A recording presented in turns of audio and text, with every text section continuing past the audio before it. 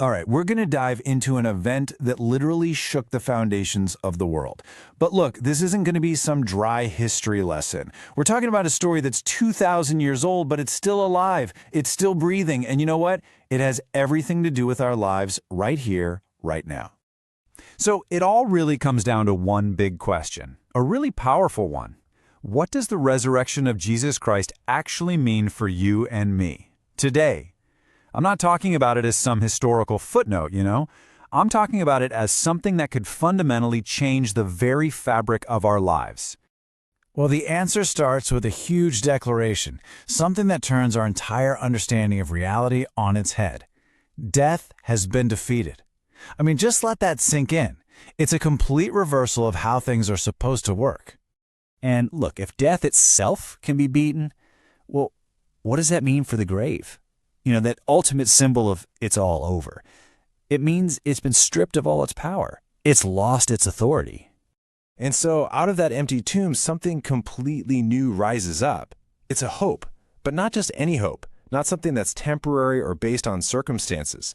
We're talking about a hope that's eternal. And that is the living hope we're going to try and unpack here. Okay, so let's dig into this a bit. Let's look at how this event isn't framed as an ending to a story, but as the most important turning point in all of history. And let's be super clear about what's being claimed here. This isn't just another important historical moment, no. It's presented as the hinge, the one single point that all of eternity swings on.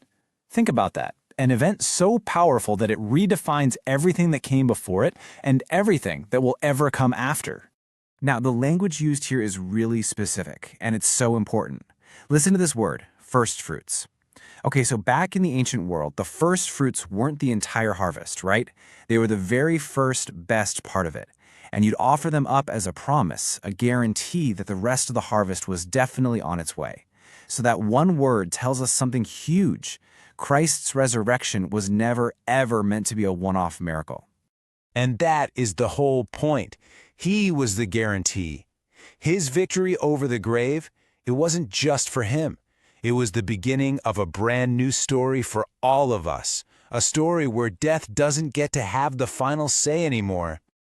So this victory, it leads to something even deeper. It points to a new identity. And not just for us, but for Jesus himself. I mean, just think about it for a second. Before the resurrection, a lot of people saw Jesus as a great teacher, maybe a prophet.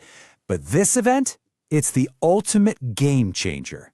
It's like the divine seal of approval that says, no, this is who he really is. It declares his true identity, the Son of God, the Savior, the one with absolute authority over life and death itself. And that has a direct, really personal impact on us, right? Because if the one who has power over death is alive, then all those things that can feel like prisons, the fear of the unknown, the weight of our past mistakes, that feeling of despair, all of a sudden they lose their grip. They lose their power. His victory is our freedom. Okay, so that's the big picture, the cosmic victory. But how does that actually play out in our day-to-day lives? This is where we see it shift from being just a major historical event to something that becomes a living, personal assurance for you and me. So what does this assurance look like?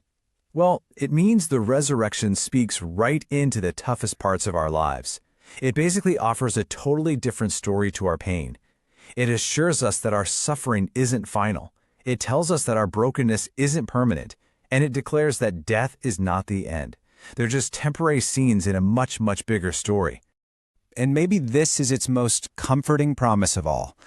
In those really dark moments, when we're dealing with profound loss, the resurrection comes in and it whispers, or sometimes it even shouts, that this right here, this pain, it's not all there is.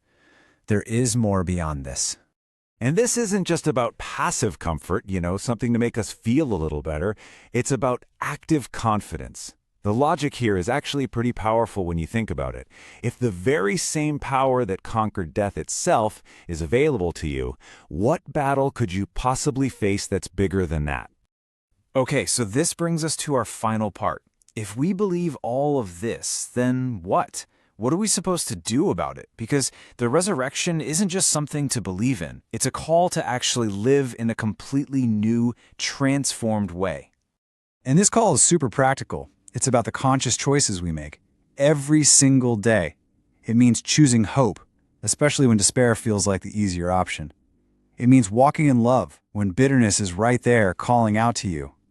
It's really about taking this belief from being just an idea in our heads and making it a tangible reality in our actions.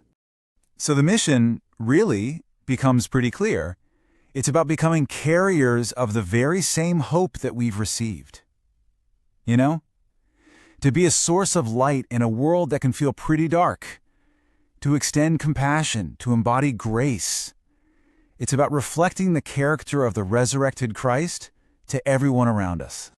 And this leads to what might be the most staggering claim of all. We're not just told, okay, go do this mission in our own strength. No way. The argument is that the very same power that raised Jesus from the grave isn't far off in the distance. It's available to us right now, living inside of us. So when you boil it all down, this resurrection story, it's not just theology. It's identity. It's about who you fundamentally are at your very core. And it's mission. It's about what you were created to do. And that, right there, is the living hope of the resurrection. It's a shared victory. It's a promise that because he rose from death to life, we get to rise too. We can rise from despair to hope, from our brokenness to wholeness, and ultimately, from this life into the next.